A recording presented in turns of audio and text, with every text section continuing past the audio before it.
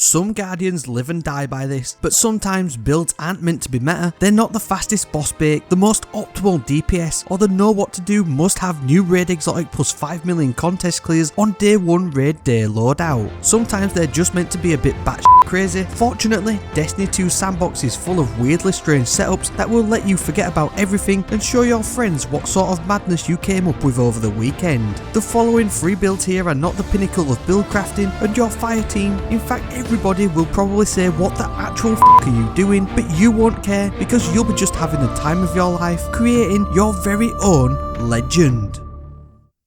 Night Stalker hunters are seemingly everywhere, and that's mainly because their Void 3.0 kit is so versatile. It can offer a range of debuffs that not only benefit you but also your fire team. It arguably has one of the best setups in terms of survivability thanks to invisibility, now made even more potent with the Echo of Starvation to grant Devour, and it can dish out some immense boss damage from one of the strongest supers with the Mobius Quiver. No other class can do this, and that's what makes it one of the most fun yet strangest builds in the entire game. It's time to put on your dancing shoes, you sexy little swine, because Radiant Dance Machines are what this build is all about. Simply dodging nearby an enemy will activate the dance. This can be done near a group of adds, a champion, or even a raid or dungeon boss for that matter, and the floor will light up, giving you unlimited dodging potential. This is great for getting out of harm's way and breaking the enemy's tracking or projectile targeting. You'll also need full class ability energy, and it'll last 6 seconds or until you're more than 15 meters away. Also, it won't activate any class ability specific mods like Dynamo or Bomber, but what it does work with is the Marksman's Dodge Hunter class ability. This will auto reload your weapon on dodging, and this makes it perfect to pair with weapons that have low magazine sizes or ones that rapidly blow your load. This automatically brings the Deathbringer Void Exotic rocket launcher into play for the maximum meme potential. Fire dodge, fire, and repeat is absolutely going to destroy the majority of things in its path, and that's before you start combining things like weakened grenades from the Echo of Undermining, or a Tether, or even the Void Weapon Surge mods for 22% extra damage without too much effort. Even if you don't manage to time it and f it up, you'll still get 4 or more shots off, and that's at least quadruple the amount you would if you were just relying on a normal slow reload. Ideally, you'll want your mobility stat as high as possible so that you can get back to the dance more often, but even with shabby stats like mine, it'll still only take about 20 seconds or so to fully recharge. You can improve its cooldown by using a Siphon Helmet mod to create orbs of power with your favourite matching weapon of choice, with them mods like Insulation granting class ability energy.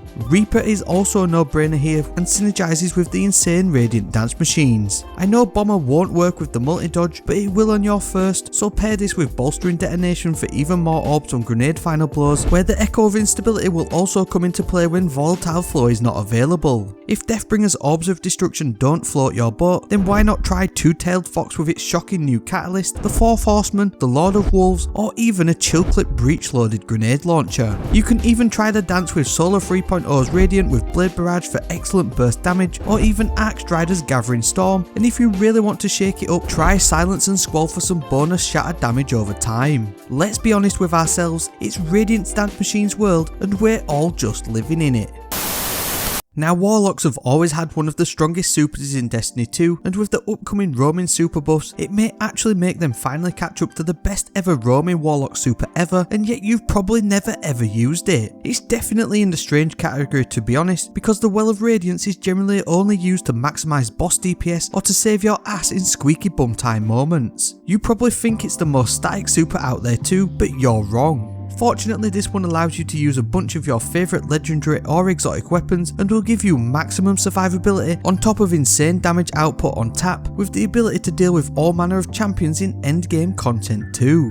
First, you'll need to rise from the ashes with the Phoenix Protocol. This will basically half your super cooldown on final blows or assist wells within your Well of Radiance super. It has diminishing returns after 50%, but you can still easily chip away into 75% or more of your super returning by just damaging further targets. Well is already one of the fastest charging supers too, and then with stuff like Ashes to Assets on top of a Touch of Flame Solar Blob Grenade, or even Orbs of Power from Harmonic Siphon and Firepower, you'll be popping them back to back.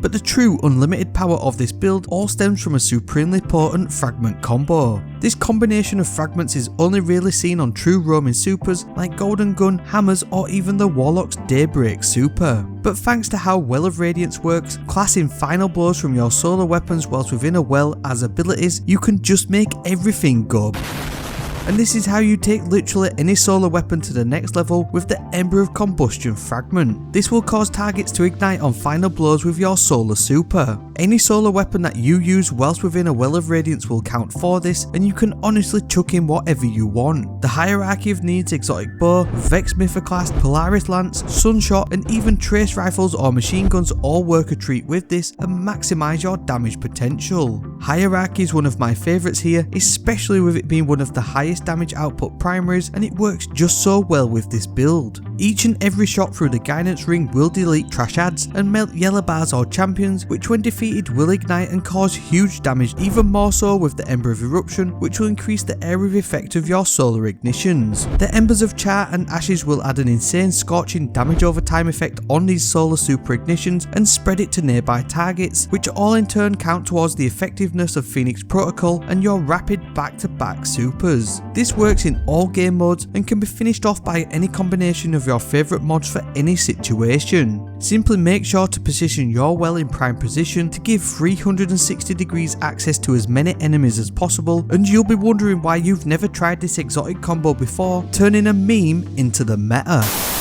As with all of these builds, they just turn the space magic fantasy up to 11, and this is none truer than with this Sentinel Titan setup. Saying that though, this one also has some excellent all-round synergy, offering you unlimited health regen, volatile explosions for days, and some of the fastest super cooldowns this side of Lightfall. The Sentinel Shield super is where the meme dream comes true, but first we've got to build up your super to slap your void all over the place. Fortunately, there's a whole host of things that you can do to set this up to get that all important first super, because after that you won't need another one, as you'll be able to chain it near on infinitely. Orbs of Power will be your friends for super regen, with Harmonic Siphon, Reaper, Heavy Handed and Firepower creating a ton for you. Tripling down on any of these will increase the potency of the orb created and will grant you more super energy when collected. Mods like Dynamo, Ashes to Assets and Hands On will grant you a chunk of super energy on using your relevant abilities, and you can't really look beyond utilising the Echo of Reprisal. This will give you super energy in the trenches, and when paired with a fresh sword or a destabilising round repulsor brace shotgun, you'll be unbeatable with Void Overshields and Devour from the Echo Starvation on top of huge volatile explosions. Everyone's favourite super recharging exotic, the Bad Juju, can also fill in here. String of Curses can shred through enemies with the huge damage boost it offers at a 5x stack, and it'll grant you a metric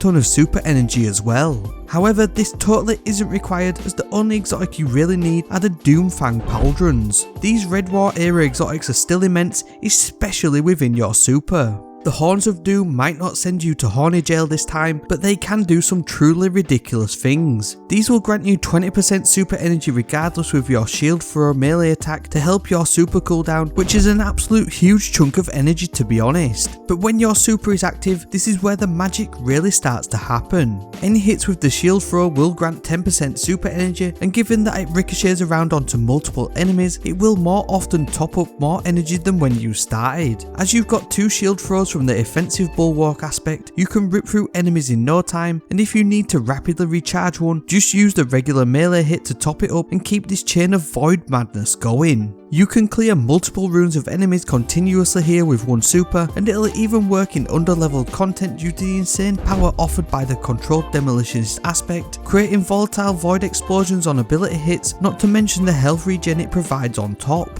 You're probably not in the end game right now with this build, but at least you were ridiculously good looking doing it.